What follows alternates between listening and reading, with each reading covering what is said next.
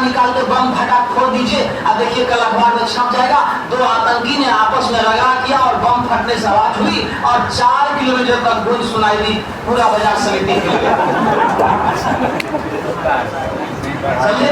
तो ये अखबार में जो खबरें छपती हैं उस पर हाथ दुआ मचाने की जरूरत नहीं है। अब जरा मूल बात पर आते हैं विद्यार्थी। मूल बात यह है कि अभी से पहले की जो स्थिति थी उसमें साहब एससी को शेड्यूल कास्ट को 16% रिजर्वेशन था, जिसको सरकार ने बढ़ा करके 20% किया था। साहब जी एसटी को शेड्यूल ट्राइब को साथियों पहले 1% था, सरकार ने बढ़ा करके 2% किया। साहब जी बैकवर्ड क्लास बीसी को इसको 15% पहले रिजर्वेशन था, सरकार ने बढ़ा के 18% किया। साहब जी ईबीसी एक्सट्रीम बैकवर्ड कास्ट को जो कि केंद्र में नहीं होता है सिर्फ राज्य में होता है 18% था, उसको बढ़ा करके 25% किया। उसके बाद साहब इकोनॉमिकल वीकर सेक्शन ईडब्ल्यूएस इसका केंद्र ने ही 10% किया था, वो निर्धारित था, वो 10 का 10 उसी को मान करके नौकरी में पदों का बंटवारा होगा और इसी के आधार पर नियुक्ति होगी। समझ गए?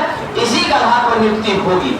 तो अभी जो बीएसपीएससीएल चाहे आपका साहब DRE3 या बीएसएससी जितनी भी वैकेंसियां हैं आने वाली हैं वो सब की सीटें इस आधार पर सरकार ने जो बांटी थी, अब वो बंटवारा में होगा परिवर्तन और उस परिवर्तन से 2610 को इस पैटर्न पर सीट को बांटा जाएगा।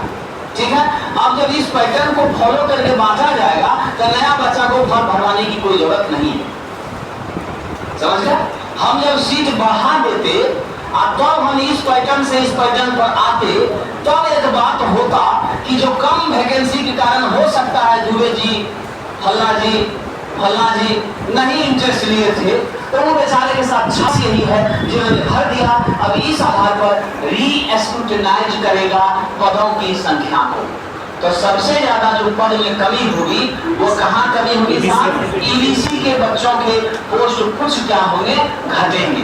और इसके जो घटेंगे 15% जो बढ़ा ये डायरेक्ट कहाँ बढ़ जाएगा? युवाल का बढ़ जाएगा। 15% किसका बढ़ जाएगा? युवाल का। युवाल में जो संख्या थी पूर्ववत हो जाएगी, अब बाकी में थोड़ा बहुत माइनस हो जाएगा। ईडब्ल्यूएस का कोई दिक्कत नहीं है, जैसा था वैसा। तब इसमें कहां पर यह बात है कि परीक्षा हम नहीं लेंगे? कहां पर यह बात है कि वैकेंसी कैंसिल करना है? कहां पर यह बात है कि अगले साल लेंगे? ऐसी कोई बात नहीं है साहब।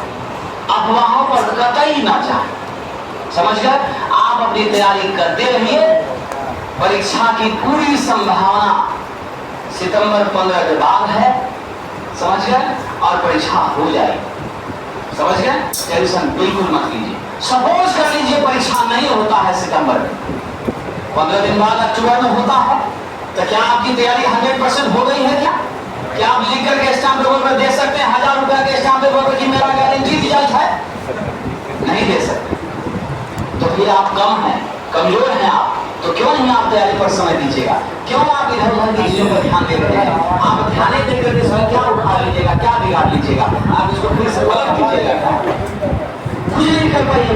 तो आप अपनी पढ़ाई पर कंसंट्रेट होइए, फालतू चीजों पर बिल्कुल ध्यान मत दीजिए। आपका अगर ऐसा होगा कि वैकेंसी रद्द हो रही है, निरस्त हो रही है, तब एक बात था। बिहार बीटीएससी भी लोग कहते हैं बात, तथ्यों की जानकारी का अभाव है। बिहार तकनीकी सेवा आयोग को पहले परीक्षा लेने का आदेश नहीं था, पावर नहीं था। बाद में जब विसंगतियां आने लगी, मेरिट के अंकों के आधार पर बच्चों को छान करके नौकरी देना था, समझ गए? तो बाद में जब उसमें परेशानी आने लगी तब नियम ये बना कि बीटीएससी परीक्षा कंडक्ट करवाएगी। तो बीटीएससी ने आईटीआई इंस्ट्रक्टर का परीक्षा कंडक्ट करवाया।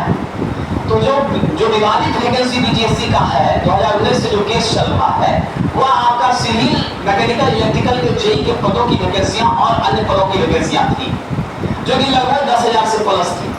उसमें क्वेश्चन ये था साहब कि हमारे राज्य में बीटेक के बच्चों के लिए टेस्ट, जिसके वजह से मामला पेंडिंग में हो गया।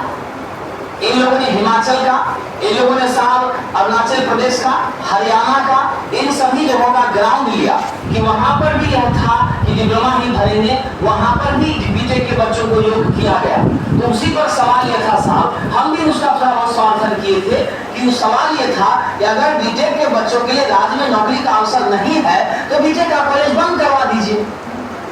कहते हैं 2019 से पेंडिंग है, अभी तक कुछ हो नहीं किया, बीएसपीएसएल का भी वही हाल हो।